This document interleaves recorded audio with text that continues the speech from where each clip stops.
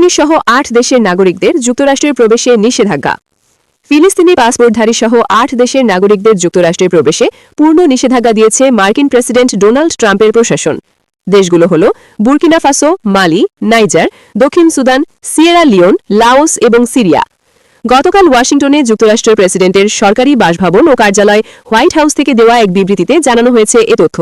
সেখানে বলা হয়েছে, জাতীয় ও জননিরাপত্তা জনিত হুমকি থেকে যুক্তরাষ্ট্র ও মার্কিন নাগরিকদের রক্ষা নিশ্চিত করতে স্ক্রিনিং, যাচাই বাছাই এবং তথ্য ভাগাভাগির ক্ষেত্রে প্রদর্শিত স্থায়ী এবং গুরুতর ঘাটতি থাকায় এ নিষেধাজ্ঞা দেওয়া হল। 2026 সালের 1 জানুয়ারি থেকে এই নিষেধাজ্ঞা কার্যকর করা হবে বলে জানানো হয়েছে বিবৃতিতে। এর আগে গত নভেম্বরের শেষ সপ্তাহে 19টি দেশের নাগরিকদের অভিবাসন সংক্রান্ত যাবতীয় কার্যক্রম বন্ধ করে দেয় যুক্তরাষ্ট্র।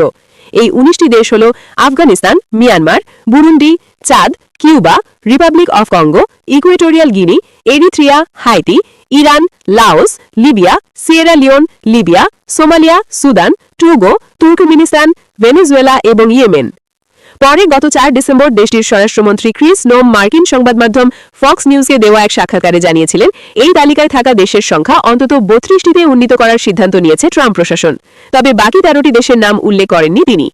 সম্প্রতি অস্ট্রেলিয়ার বাণিজ্যিক রাজধানী সিডনির বন্ডি সমুদ্র সৈকতে বন্দুক হামলায় 15 জন ইহুদি নিহত হন। এই ঘটনার জেরে ফিলিস্তিনিদের বিরুদ্ধে যে ট্রাম্প প্রশাসন পদক্ষেপ নেবে তা তেমন অপ্রত্যাশিত ছিল না। তবে সিরিয়ার নাগরিকদের ওপর নিষেধাজ্ঞা জারির ব্যাপারটি সেভাবে প্রত্যাশিত ছিল না, কারণ এই অল্প কিছুদিন আগেই সিরিয়ার প্রেসিডেন্ট আহমেদ শারা হোয়াইট হাউসে ট্রাম্পের সঙ্গে বৈঠক করে গেছেন। সাবেক আল কায়দা জঙ্গি শারার বিরুদ্ধে মার্কিন নিষেধাজ্ঞা ছিল। হোয়াইট হাউসে তার সফরের আগে সেই নিষেধাজ্ঞা তুলে নেওয়া হয়েছিল। তবে সম্প্রতি সিরিয়ায় আন্তর্জাতিক সশস্ত্র গোষ্ঠী আইএসের হামলায় 2 মার্কিন সেনা এবং তাদের একজন দোভাষী নিহতের ঘটনাকে গুরুত্ব দিয়ে আমলে নিয়েছে ট্রাম্প প্রশাসন। গত শনিবার নিজের সামাজিক যোগাযোগ মাধ্যম ট্রুথ সোশ্যালে ট্রাম্প এই হামলাকে ভয়াবহ বলে উল্লেখ করেছিলেন এবং এর প্রতিক্রিয়ায় গুরুতর পদক্ষেপ নেওয়ার ঘোষণা দিয়েছিলেন। হোয়াইট হাউসের গতকালের বিবৃতিতে বলা হয়েছে, সিরিয়া দীর্ঘস্থায়ী গৃহযুদ্ধ এবং অভ্যন্তরীণ গোলযোগ থেকে বেরিয়ে আসছে। যদিও দেশটি মার্কিন যুক্তরাষ্ট্রের সঙ্গে ঘনিষ্ঠ সমন্বয়ের মাধ্যমে তার নিরাপত্তা চ্যালেঞ্জ মোকাবেলায় কাজ করছে, তবুও সিরিয়ার পাসপোর্ট বা নাগরিক নথিপত্র প্রদানের জন্য দক্ষ ও পর্যাপ্ত কেন্দ্রীয় কর্তৃপক্ষের অভাব রয়েছে এবং তাদের যথাযথ স্ক্রিনিং ও যাচাই বাছাই ব্যবস্থা নেই। তথ্যসূত্র আল জাজিরা।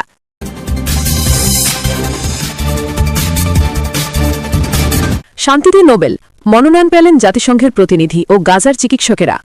অধিকৃত ফিলিস্তিনি ভূখণ্ডে জাতিসংঘের বিশেষ প্রতিনিধি ফ্রান্সিস্কা আলবানিজ এবং গাজা ভিত্তিক চিকিৎসকদের 2026 সালের নোবেল শান্তি পুরস্কারের জন্য মনোনীত করা হয়েছে। ইউরোপীয় পার্লামেন্টের সদস্য MEP মাতিয়াজ নেমেক মঙ্গলবার 16 ডিসেম্বর এই তথ্য জানান। নরওয়েজিয়ান নোবেল কমিটিতে আনুষ্ঠানিকভাবে মনোনয়ন জমা দেবার পরই তিনি এই ঘোষণা দেন। নেমেক সামাজিক যোগাযোগ মাধ্যম এক্সে দেওয়া এক বিবৃতিতে জানান, ব্রাজিল, দক্ষিণ আফ্রিকা, কানাডা, অস্ট্রেলিয়া, নিউজিল্যান্ড ও যুক্তরাজ্য সহ 33টি দেশের প্রায় 300 জন যোগ্য মনোনয়নদাতা এই প্রস্তাবে স্বাক্ষর করেছেন। তিনি বলেন, এই মনোনয়ন সবচেয়ে কঠিন পরিস্থিতিতেও মৌলিক মানবিক মূল্যবোধ রক্ষায় সাহস, প্রচেষ্টা ও দৃঢ়তার প্রতি সম্মানের বহিঃপ্রকাশ এবং এটি রাজনৈতিক বিভাজনের ঊর্ধ্বে উঠে শান্তির পক্ষে একটি গুরুত্বপূর্ণ অবদান। নেমেক আন্তর্জাতিক আইন ও মানবাধিকার রক্ষায় ফ্রান্সিস্কা আলবানিজের ভূমিকার প্রশংসা করে বলেন, ইসরায়েল ও যুক্তরাষ্ট্রের পক্ষ থেকে কঠোর রাজনৈতিক চাপ ও নিষেধাজ্ঞার মুখেও তিনি তার দায়িত্ব পালন করে যাচ্ছেন। তিনি বলেন, ফ্রান্সিস্কা আলবানিজ আমাদের সবার সামনে একটি আয়না ধরেন এবং আন্তর্জাতিক আইন ও সেই ভিত্তির প্রতি অটল থাকেন যা আমরা মানব ইতিহাসের সবচেয়ে বড় গণহত্যা দ্বিতীয় বিশ্বযুদ্ধের প্রতিক্রিয়ায় গড়ে তুলেছিলাম। এই মনোনয়নে গাজার চিকিৎসকরাও অন্তর্ভুক্ত রয়েছেন, যাদের মধ্যে ডাক্তার হুসাম আবু সাফিয়া ও ডাক্তার সারা আল সাক্কা উল্লেখযোগ্য। সশস্ত্র সংঘাতের মধ্যেও জীবনের ঝুঁকি নিয়ে তারা চিকিৎসা সেবা দিয়ে যাচ্ছেন।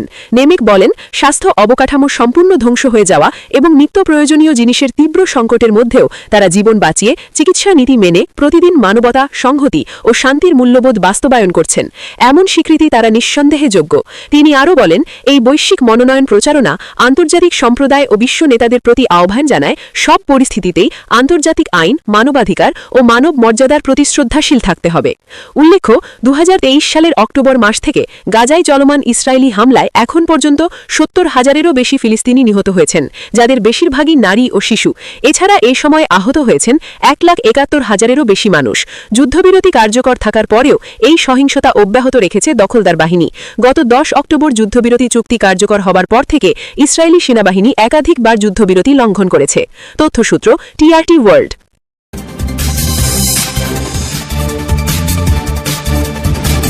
গাজায় ধ্বংসস্তূপে মিলল একই পরিবারের 30 জনের লাশ। ফিলিস্তিনের পশ্চিম গাজা সিটির একটি বাড়ির ধ্বংসস্তূপ থেকে একই পরিবারের ৩০ জন ফিলিস্তিনির লাশ উদ্ধার করা হয়েছে। গাজার সিভিল ডিফেন্স এই তথ্য জানিয়েছে। খবর টিআরটি ওয়ার্ল্ডের। এক বিবৃতিতে সংস্থাটি জানায়, নিহতরা সালেম পরিবারের সদস্য। ২০২৩ সালের ১৯ ডিসেম্বর গাজা সিটির আল রিমাল এলাকায় তাদের বাড়িতে ইসরায়েলি বিমান হামলায় তারা নিহত হন। সিভিল ডিফেন্সের মতে ওই হামলায় সালেম পরিবারের প্রায় ৬০ জন সদস্য নিহত হয়ে থাকতে পারেন বলে ধারণা করা হচ্ছে। প্রতিবেদনে আরও বলা হয়েছে, ধ্বংস হওয়া ওই বাড়িটিই ছিল সিভিল ডিফেন্সের শুরু করা একটি সংগঠিত উদ্ধার অভিযানের প্রথম স্থান। এই অভিযানের লক্ষ্য ইসরায়েলি হামলায় গাজা জুড়ে ধ্বংস হওয়া ভবনগুলোর নিচে চাপা পড়ে থাকা হাজারো ফিলিস্তিনিকে খুঁজে বের করা।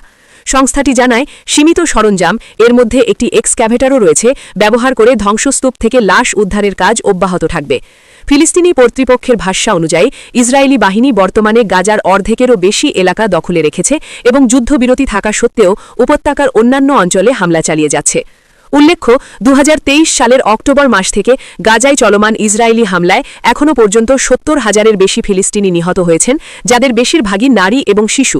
এছাড়া এই সময়ে আহত হয়েছেন ১,৭১,০০০-এরও বেশি মানুষ। যুদ্ধবিরতি কার্যকর থাকার পরও এই সহিংসতা অব্যাহত রেখেছে দখলদার বাহিনী। গত ১০ অক্টোবর যুদ্ধবিরতি চুক্তি কার্যকর হওয়ার পর থেকে ইসরায়েলি সেনাবাহিনী একাধিকবার যুদ্ধবিরতি লঙ্ঘন করেছে।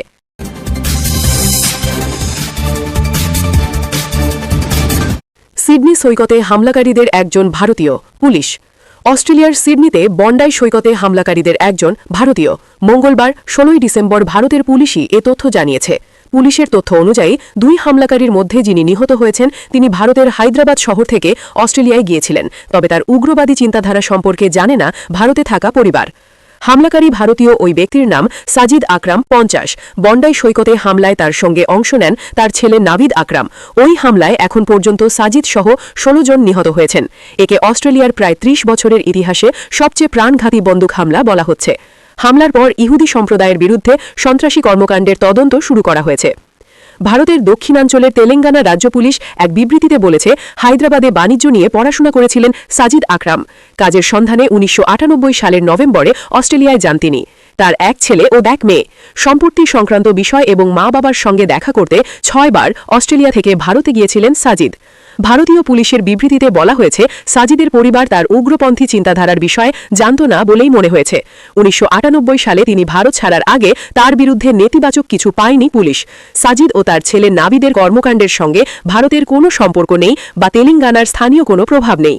এদিকে বন্ডাই সৈকতে হামলার পর অস্ট্রেলিয়ার পুলিশ জানিয়েছে, গত মাসে ভারতীয় পাসপোর্ট ব্যবহার করে সাজিদ ও অস্ট্রেলিয়ার পাসপোর্ট ব্যবহার করে তার ছেলে নাভিদ ফিলিপিন্সে গিয়েছিলেন। ওই সফরের পেছনে তাদের উদ্দেশ্য তদন্ত করে দেখা হচ্ছে। এটা নিশ্চিত হওয়া যায়নি যে তারা কোনো সন্ত্রাসী গোষ্ঠীর সঙ্গে যুক্ত ছিলেন কিনা বা ফিলিপিন্সে কোনো প্রশিক্ষণ নিয়েছিলেন কিনা। তথ্যসূত্র এনডিটিভি।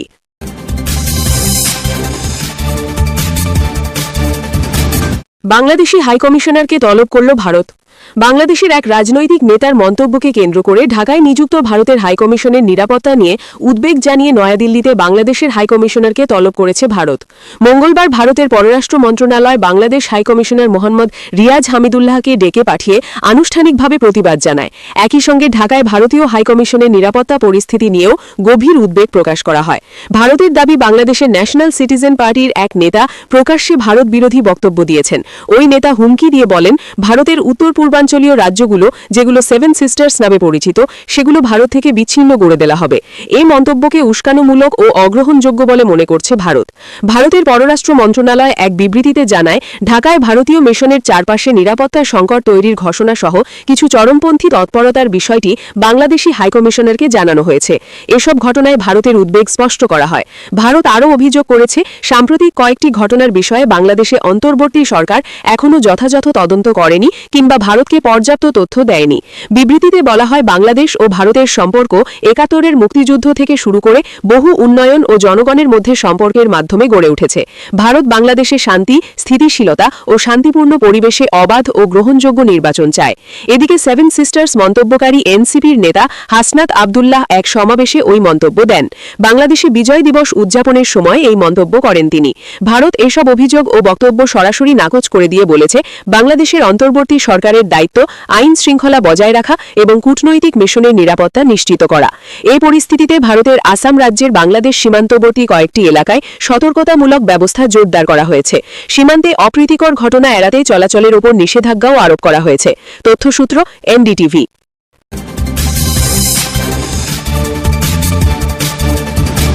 দিল্লি আগ্রা এক্সপ্রেসওয়েতে ভয়াবহ সড়ক দুর্ঘটনায় নিহত ১৩ জন, আহত ২৫। ঘন কুয়াশায় ভারতের দিল্লি আগ্রা এক্সপ্রেসওয়েতে ভয়াবহ সড়ক দুর্ঘটনা ঘটেছে। একযোগে দুর্ঘটনার কবলে ৭টি বাস ও ৩টি প্রাইভেট কার। এতে এখন পর্যন্ত ১৩ জনের মৃত্যুর খবর পাওয়া গেছে।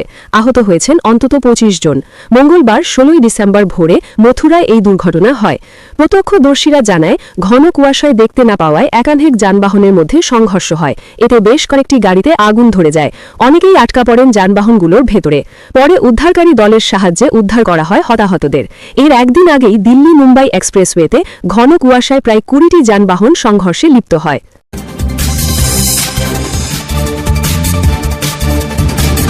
পালাতে গিয়ে মেরুদণ্ড ভাঙলেন শান্তিতে নোবেলজয়ী নেত্রী মাচাদো। আলোচিত নোবেল শান্তি পুরস্কার জয়ী মাচাদোর কথা মনে আছে?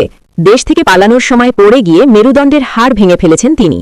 নোবেল শান্তি পুরস্কার নেওয়ার জন্য গোপনে দেশ ছাড়তে গিয়ে আহত হন সর্বশেষ শান্তিতে নোবেলজয়ী মারিয়া করিনা মাচাদো।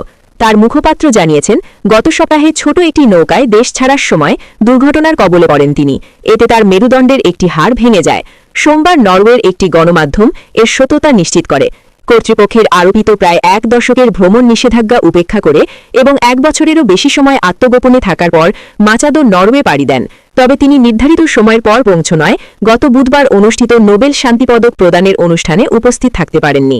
নরওয়ের দৈনিক অ্যাফটেন পোস্টেন জানিয়েছে, অসলোতে চিকিৎসকদের পরীক্ষায় তার পিঠে একটি ফ্র্যাকচার ধরা পড়ে। প্রতিবেদনের নাম প্রকাশে অনিচ্ছুক সূত্রের বরাতে বলা হয়, নৌযাত্রার সময় বৈরী আবহাওয়ার কারণে মেরুদণ্ডে আঘাত পান তিনি। মাচাদোর মুখপাত্র রয়টার্সকে জানান, অ্যাফটেন পোস্টেনের প্রতিবেদনটি সঠিক, তবে এ বিষয়ে তিনি আর কোনো বিস্তারিত তথ্য দিতে চাননি। এর আগে রয়টার্সকে জানানো হয়েছিল, মাচাদো গত সপ্তাহের শুরুতে নৌকায় করে ভেনেজুয়েলা ছাড়েন এবং ক্যারিবীয় দ্বীপ কুরাসাও পৌঁছান। সেখান থেকে তিনি যুক্তরাষ্ট্র হয়ে একটি ব্যক্তিগত বিমানে নরওয়ের উদ্দেশ্যে যাত্রা করেন। মারিয়া করিনা মাচাদো জানিয়েছেন, তিনি ভেনেজুয়েলায় ফিরে যাওয়ার পরিকল্পনা করছেন। তার লক্ষ্য হল প্রেসিডেন্ট নিকোলাস মাদুরোর কাছ থেকে শান্তিপূর্ণভাবে ক্ষমতা হস্তান্তরের পথ তৈরি করা।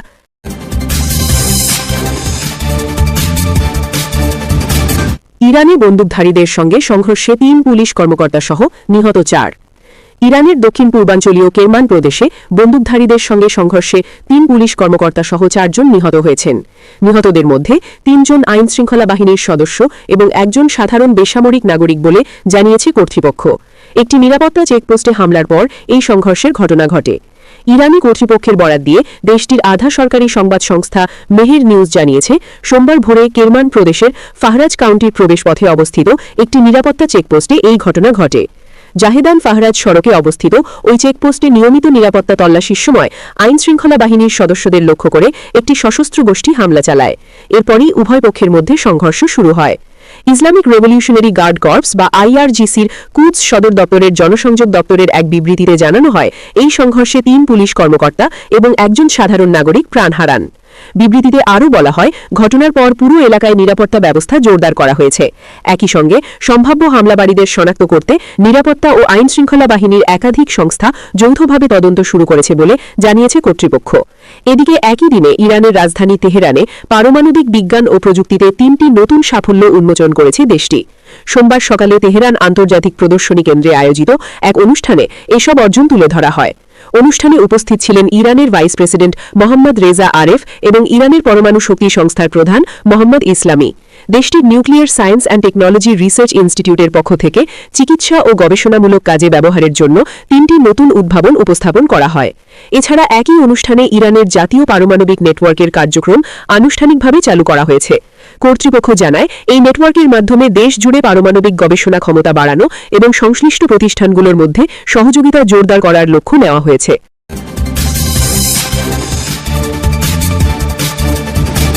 ভারতের কেন্দ্রীয় গ্রামীণ কর্মসংস্থান প্রকল্প মনরেগা থেকে মহাত্মা গান্ধীর নাম সরিয়ে নতুন নামকরণ করা হয়েছে।